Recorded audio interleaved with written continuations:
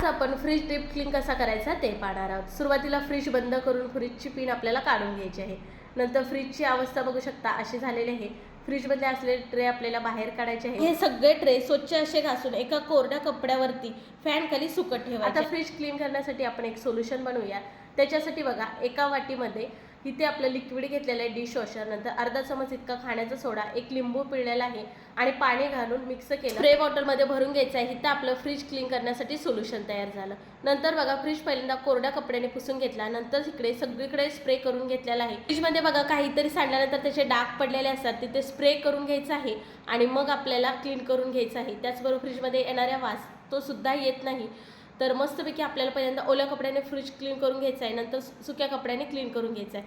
मग फ्रीजमध्ये असणारे ट्रे आपल्याला जसे होते तसे लावून घ्यायचे। बाहेरनं सुद्धा फ्रीज अशा पद्धतीने क्लीन करायचं आहे। संपूर्ण व्हिडिओ पाहण्यासाठी लिंकवरती क्लिक करा, चला सबस्क्राईब करा।